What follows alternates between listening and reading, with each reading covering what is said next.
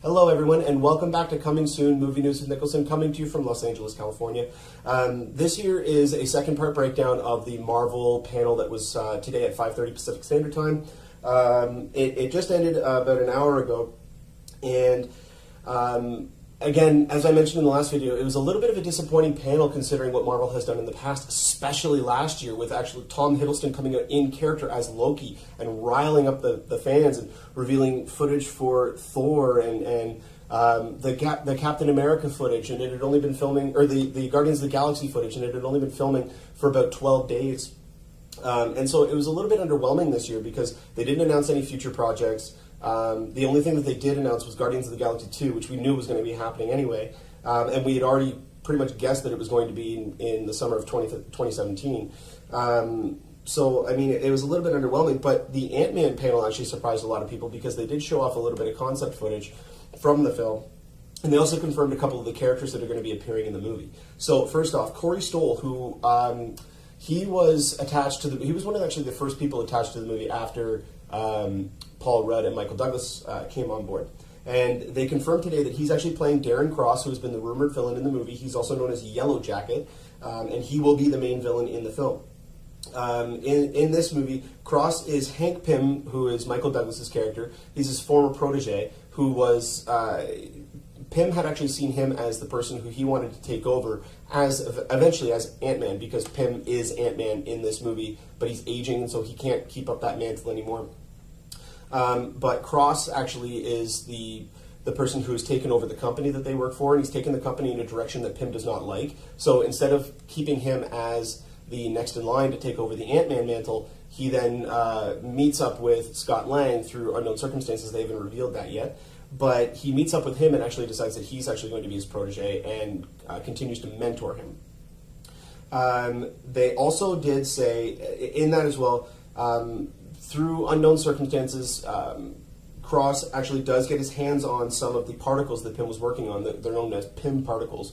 And that's how he becomes Yellow Jacket. So he will be donning the suit, and there will be the big showdown at the end of the film. But I'm predicting that this is going to be a very Iron Man-like situation where you're not actually going to get a big action sequence between the main villain and the main character until the very end of the film. It's going to be other action beats that happen throughout the movie, not involving those two. They did also confirm that this is a comedy heist film, so there is going to be a main heist aspect to the overall production of the film. But they also confirmed who Evangeline Lilly was playing, and speculation had her as playing Wasp a while ago, but then that kind of died down.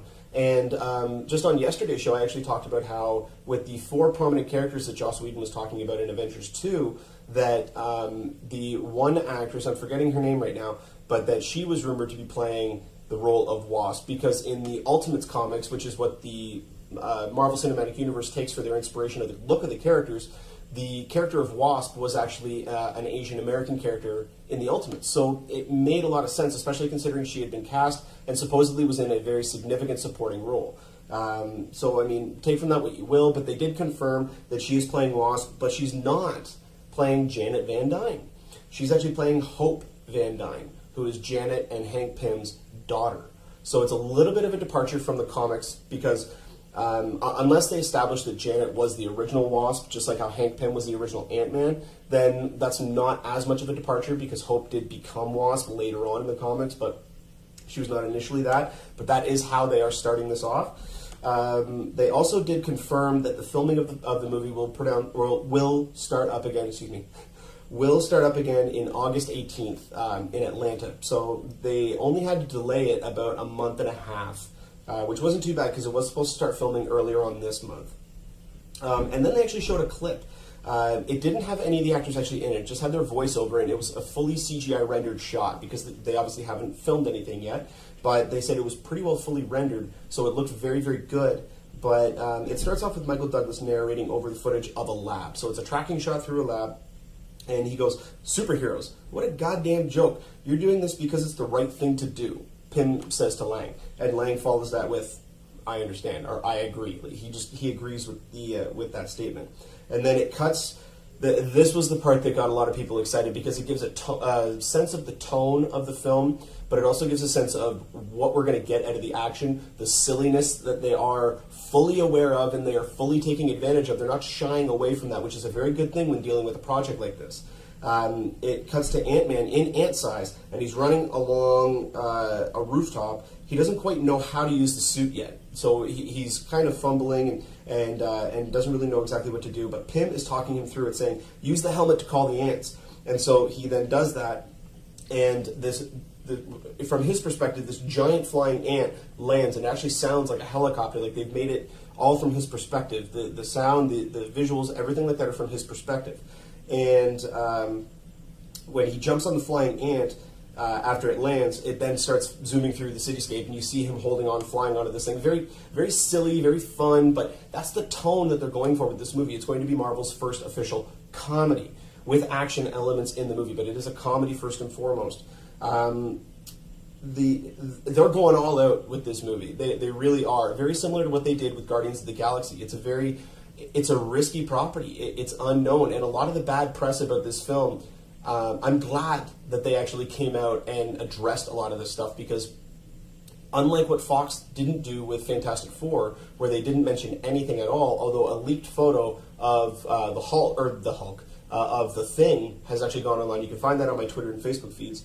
They're letting everybody know the feel and the idea and the visual concepts of this movie, and really letting people know that, hey, this is not going to be another Captain America. We're not taking the serious tone with this. It's not going to be a political thriller. It's not going to be a space opera. This is going to be a comedy with action elements, and they're really taking advantage of that, and I commend them for that, because instead of releasing the same type of movie over and over and over again, they're really trying risky things. Guardians has already tested positively, and I cannot wait for that to come out next week. And above all else, we got Ant-Man coming out after Avengers, and then most likely Doctor Strange coming out after that.